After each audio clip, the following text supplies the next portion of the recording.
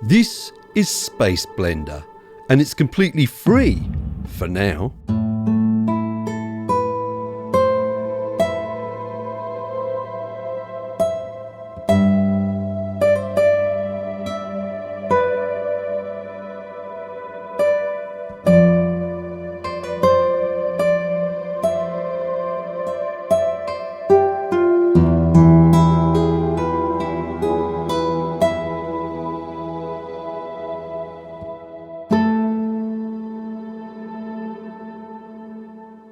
This plugin is free, but only for the next few days, and then it goes back up to $99. Now, not all plugins that are free are worth getting, but I definitely think this one is. You'll see why as we go through this video. And by the way, stick around until the end, because I've got a couple of pro tips which are kind of useful when you're using this type of plugin. And by the way, this video is not sponsored by SOUNDTOYS, the makers of this plugin. However, this video is sponsored by DistroKid. Follow the VIP link in the description down below to get 7% off an already amazing price to distribute your music to the world. So let's start off with the main display in the middle, because quite honestly, that's where most of the action is. From left to right, it's representing time, and you can see it's set currently to 4.5 seconds. Now, if I play a single note, you're going to see it pass through those 4.5 seconds, and have a listen to how the sound changes as it does. So you heard a volume or an amplitude change there, and it kind of swelled up, and that's represented by the display in the middle here. Now, if we drag this purple dot around, we can change the behavior of that. So dragging it down decreases the kind of attack and decay time. So it's going to sound like this. And if I push it all the way up, it gets longer and longer until finally we really don't have much of an attack and decay time. And of course, we can move it from left to right. So if I drag it down again and move it right to the beginning, you can get something which is much more like a regular kind of a reverb effect. And then if I do the same, but move it towards the end, then you'll hear it sort of ramp up.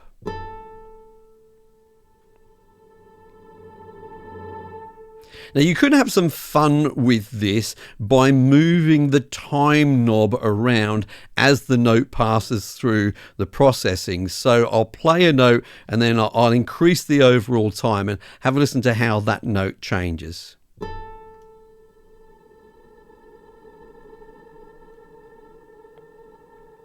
You can hear I've almost brought it to a standstill there, and then I'll gradually speed it up.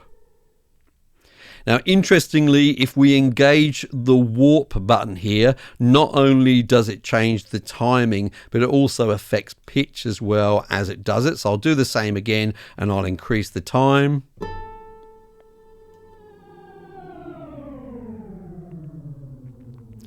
And then I'll speed it up again.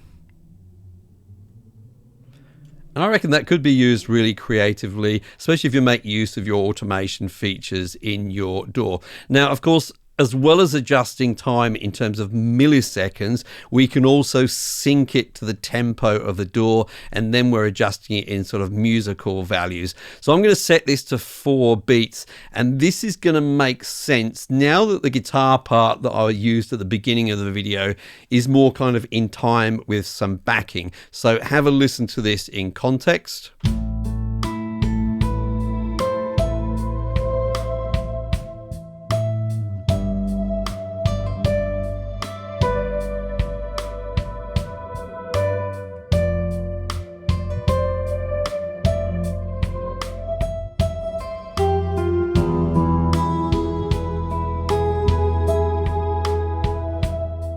So you get the idea there. So that's all the kind of timing stuff. What about the other controls? In order for you to clearly hear what's going on with these controls, I'm going to start off by turning the mix control completely clockwise. As you probably know, the mix control will blend the original signal with the process signal. And in this position, we'll only hear the process signal. Now let's go to the color control. You can think of this as a kind of a tone control, but with a difference. In the anti-clockwise position, it's very dark, and in the clockwise position, it's very bright. However, it also evolves over time. So let's leave it in this clockwise position and play a note and hear how it changes as the note passes through.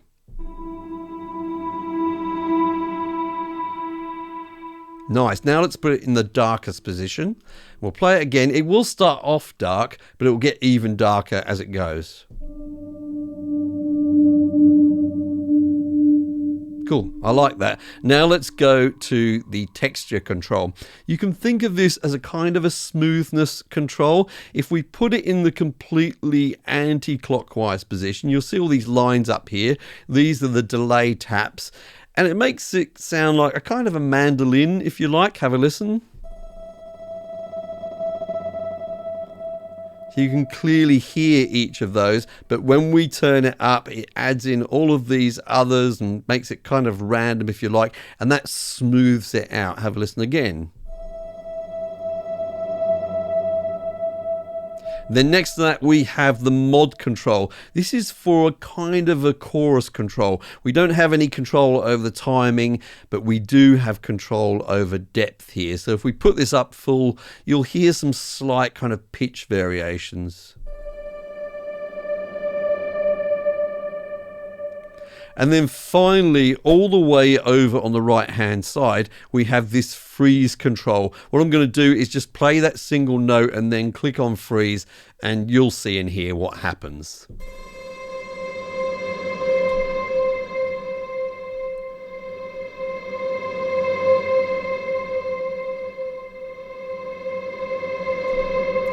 So as you saw there, it just continued to kind of loop around. Now, I wouldn't want you to think you can only use this on a guitar sound. So let's see how it sounds on vocals.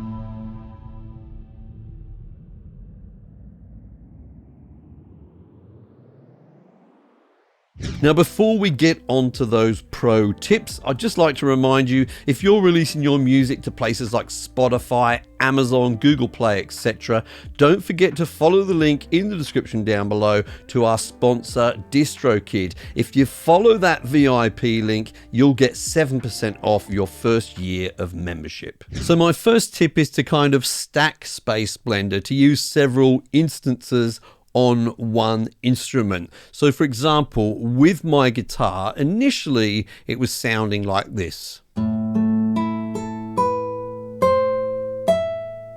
So pretty dry sounding. So my first instance of SpaceBlender was just to create just a regular kind of reverb sound, and that was sounding like this. So with that in place, I then moved on to my second instance, and this is, you know, what we've been using through a lot of this demo, where we've got this kind of swell in the middle. So that created this sound combined with the first one.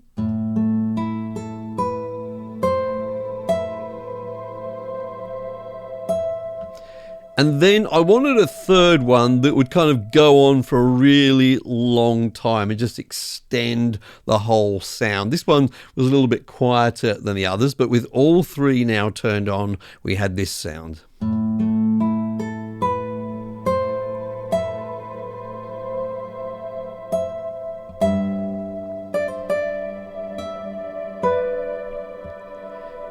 And this leads me to my second tip, which is super important, especially if you are using multiple instances. Now, another super important thing is to make sure you EQ this effect, especially if you're using long timings on them or you're using multiple instances like I was here. If you don't, then you can get a real build up in the low end, and the high end can sometimes get a little bit harsh as well.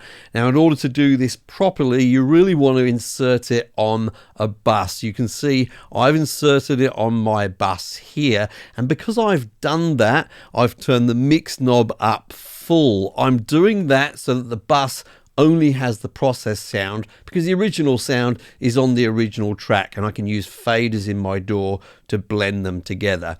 Then you'll notice on my bus just before, I've got an EQ plugin. In this case, it's Fab Filter, and what I've done in this case is to just filter out, you know, some of the low frequencies here using this low cut. It happens to be around about 180 hertz in this case, but it's going to differ depending on your actual source material. I always like to know if this kind of video is actually useful to you. So can you let me know in the comments down below if you'll actually be going ahead and downloading this plugin? I'd love to hear from you on that. Thank you so much for joining me today. I'm Mike. I hope you're well, and I'll see you in the next video.